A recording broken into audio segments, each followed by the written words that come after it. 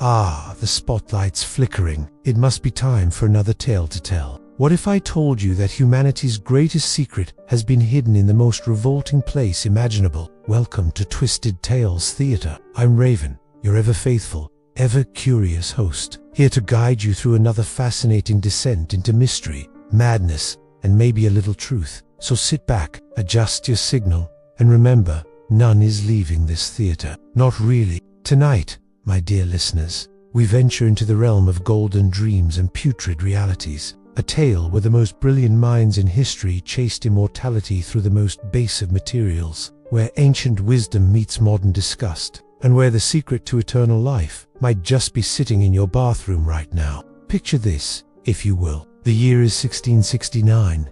A German alchemist named Henig Brand has been boiling, distilling, and fermenting over 1,500 gallons of human urine in his laboratory. The smell alone would make a corpse gag. But Brand isn't mad. Oh no, he's following a recipe older than Christ himself. A recipe that promises the Philosopher's Stone. The irony, my dear, is exquisite. Here we have humanity reaching for the stars while swimming in its own waste. Glorious, isn't it? But our story begins much earlier, in the mists of legend and the shadows of Atlantis. According to ancient texts, there once lived a being known as Thoth, the Egyptian god of wisdom and magic. Now, Thoth wasn't actually Egyptian, mind you. He was supposedly an Atlantean refugee who arrived in the land of the pharaohs, carrying with him a tablet carved from pure emerald. This emerald tablet contained the secrets of the universe, including the recipe for immortality itself. The tablet's most famous line reads, "As above, so below," which sounds profound until you realize it's basically saying what goes up must come down. Even ancient wisdom had its Captain Obvious moments. For centuries, this knowledge was passed down through secret societies and hidden texts. The Arabs learned it from the Egyptians. Medieval alchemists learned it from the Arabs. And somewhere along the way, someone figured out that the key to eternal life involved collecting your morning constitutional in a jar. Now, let's talk about the brilliant minds who fell for this golden deception. Isaac Newton himself, the man who discovered gravity by having fruit assault his cranium, spent the last 30 years of his life obsessed with the Philosopher's Stone. 30 years. He translated the Emerald Tablet, conducted countless experiments, and wrote extensive notes on alchemical processes. Imagine, if you will, the father of modern physics, the man who gave us calculus and the laws of motion, hunched over a bubbling cauldron of fermented urine, convinced he was on the verge of cracking the code of immortality. You call it madness. They called it Tuesday. The Holy Roman Emperor Rudolph II was so convinced of alchemy's potential that he brought the best alchemists in Europe to his court. Men like John Dee and Edward Kelly were given private laboratories and unlimited budgets, all to turn piss into gold. If that isn't the perfect metaphor for government spending, I don't know what is. But the real star of our putrid pantomime is Nicolas Flamel, a 14th century French scribe who, according to legend, actually succeeded in creating the Philosopher's Stone. Flamel supposedly lived for centuries, hiding his immortality from the world. Harry Potter fans know him as the man who gave his stone to Dumbledore, but the real Flamel was far more interesting. The legend claims Flamel and his wife Perenelle are still alive somewhere, having achieved immortality through their alchemical mastery. 600 years of marriage, my dears. Now that's either eternal bliss or eternal damnation, depending on your perspective. The pursuit of the Philosopher's Stone wasn't just about greed or vanity. It represented humanity's deepest fear, our own mortality. Every culture has myths about extending life, from the fountain of youth to modern We'll freeze our bodies, upload our minds to computers, or apparently distill our own waste, all in service of cheating death. Here's where our tale takes a rather modern twist, dear listeners. In March 2011, a mysterious book appeared online called the Book of Aquarius. Unlike the cryptic symbolism of ancient texts, this book promised clear, step-by-step instructions for creating the Philosopher's Stone. The anonymous author wrote, "The age of secrets is over. There's no need for mystical language or metaphor. This book retains no hidden meaning or codes. Everything is stated plainly and directly." How refreshingly honest. Finally, someone willing to give to us straight, so to speak. The book revealed that all those centuries of alchemical metaphors and symbolic language were intentional disinformation, a way to keep the recipe secret while still making it accessible to those who knew how to decode the symbols. It was history's first conspiracy to hide the truth in plain sight. And what was the great secret ingredient for immortality? The golden dawn that alchemists had spoken of in whispers for millennia, human urine, fresh from the tap, as it were. Now, before you wrinkle your nose in disgust, consider this. Throughout history, urine has been used for everything from cleaning wounds to tanning leather. The 16th century alchemist Paracelsus claimed that life essence could be found in blood, hair, sweat, and human waste. Ancient physicians used urine for diagnostic purposes, tasting it to detect diabetes and other ailments. If this revelation has you questioning everything you thought you knew about ancient wisdom, whisper your thoughts below. Do you believe what lurks beneath the surface of history? The Book of Aquarius provided detailed instructions that would make Martha Stewart proud if Martha Stewart were into medieval body fluid processing. First, you repeatedly distill the urine, removing the densest particles. Then you do it again, removing the lightest particles to create a form of salt. This process alone takes 3 months to a year. Next, you combine the salt with the distilled urine and heat it continuously for over a year until it putrefies and turns black. Then you keep heating until it turns white, then increase the heat until it turns red. The final product is supposedly a red stone that grants immortality to anyone brave enough to consume it. Yes, my dear, after all that processing, you're expected to eat it. If you're finding this as disturbing as I am, my dear viewer, do press that like button. The picture box remembers everything, especially your darkest curiosities. The book even provided dosage instructions and claimed that different foods would affect the quality of your essence. Imagine following a strict diet, not for health, but to improve the flavor of your future immortality serum. The Renaissance equivalent of organic farming, if you will. When the Book of Aquarius hit the internet, it sparked a small but dedicated community of modern alchemists. People actually followed these instructions, sharing tips and posting pictures of their progress on forums. For several years, amateur alchemists from around the world documented their attempts to create the Philosopher's Stone from their own biological waste. The dedication was remarkable. We're talking about a process that takes 3 to 8 years to complete, assuming perfect conditions and no contamination. A lot could go wrong,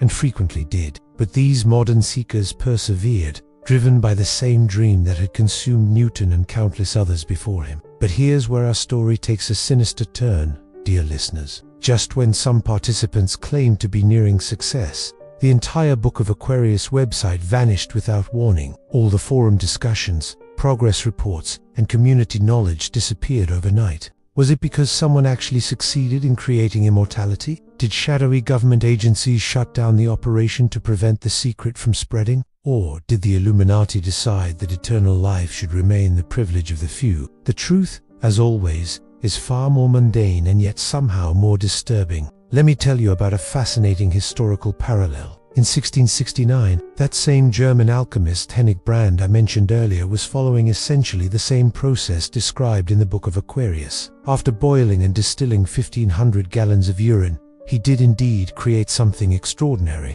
But it wasn't the Philosopher's Stone. It was phosphorus, the first element discovered since ancient times, a substance that glowed in the dark with an eerie, otherworldly light. To a 17th century alchemist, this must have seemed like magic itself. Here was a substance extracted from the human body that literally glowed with what appeared to be life force. Brand kept his discovery secret while he tried to turn it into gold, but when that failed, he sold the formula to other alchemists. The secret of phosphorus eventually spread throughout the scientific community, contributing to the birth of modern chemistry.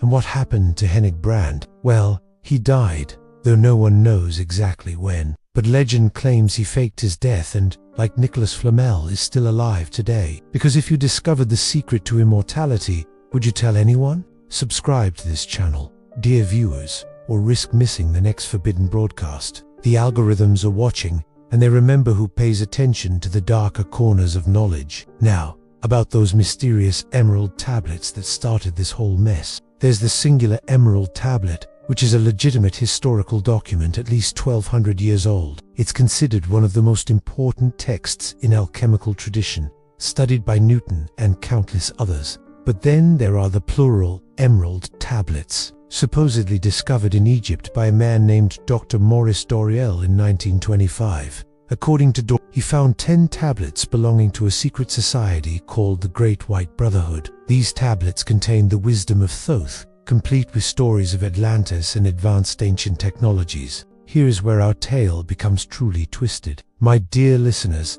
Dr. Maurice Doreal was actually named Claude Doggins, and he never received a doctorate in anything. In fact, he never even graduated high school. This man who claimed to read and write from birth and perform advanced mathematics before age 1 couldn't manage to get a Doggins claimed to have traveled to Egypt to discover these tablets, but his passport records show he never left the United States. When confronted about this inconvenient fact, he explained that his travels were astral, not physical. He also predicted a nuclear war in 1956 and wrote extensively about human serpent hybrids living in the Gobi Desert. The most damning evidence, large portions of Doreal's Emerald Tablets book were lifted word for from H.P. Lovecraft's fiction and pulp science fiction magazines of the era. The man built an entire religion around plagiarized cosmic horror stories. Even his own wife eventually called him out for lying and cheating in front of his disciples. The subsequent divorce made newspaper headlines, yet somehow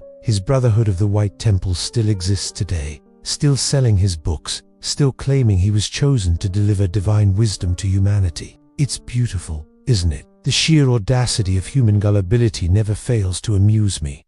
So what about the Book of Aquarius? Was it another hoax or something more sinister? The book is remarkably detailed, 165 pages referencing 49 different alchemical texts spanning 1,000 years. Many of these sources are obscure and difficult to find. No one has ever come forward to claim authorship. The book was likely written by someone with genuine passion for alchemical tradition, someone who truly believed they were sharing the secret to immortality. Whether they were deluded, enlightened, or something in between remains an open question. But consider this, my astute listeners. What if the real secret isn't in the urine itself, but in the process? What if years of meditation, discipline, and dedication to a single goal actually does change a person in fundamental ways? What if the act of pursuing immortality creates a kind of psychological transformation that extends life through sheer force of will and purpose? The ancient alchemists spoke of the Philosopher's Stone as both a physical substance and a metaphorical transformation. Perhaps the real goal they were creating was internal. Perhaps the true immortality was the obsession they cultivated along the way. Or perhaps,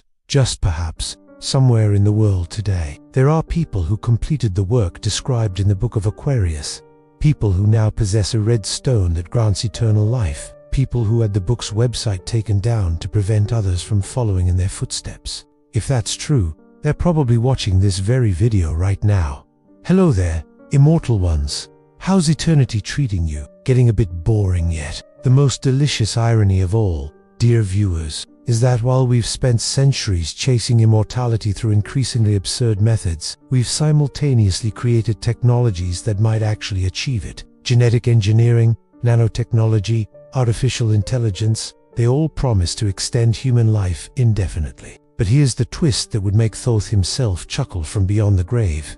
Our modern pursuit of immortality is just as obsessive, just as consuming, and just as likely to drive us mad as any medieval alchemist boiling urine in his laboratory. We've simply replaced urine with data, laboratories with server farms, and the Philosopher's Stone with the promise of uploading our consciousness to the cloud. The method changes, but the desperate hunger for more time remains exactly the same. So the next time you see a tech billionaire spending billions on life extension research, remember Henig Brand and his 1,500 gallons of fermented waste. The ingredients change, but human nature never does. As our tale draws to its close, I'm reminded of something the anonymous author of the Book of Aquarius wrote. The purpose of this book is to release one particular secret which has been kept hidden for the last 12,000 years. Whether that secret was real or imagined, it speaks to something fundamental in the human condition. We are storytelling creatures living in borrowed time, forever spinning tales that might grant us just a few more chapters. We chased immortality not because we feared death, but because we want our stories to matter, to echo through eternity, to be remembered when the last star burns out. And perhaps that's the real Philosopher's Stone.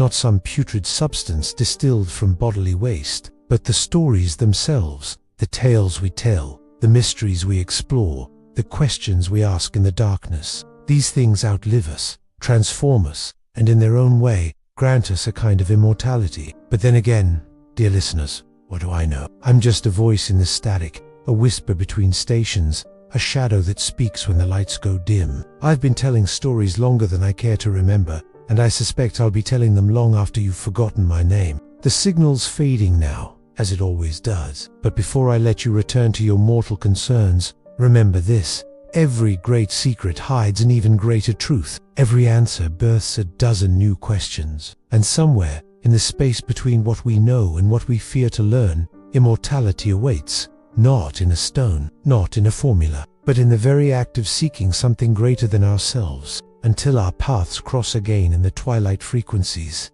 This is Raven, signing off from Twisted Tales Theatre. Keep searching, dear listeners. Keep questioning. Keep that beautiful, damning curiosity alive. Because in the end, perhaps that's all the immortality any of us really need. Sweet dreams. And remember, the static never truly dies.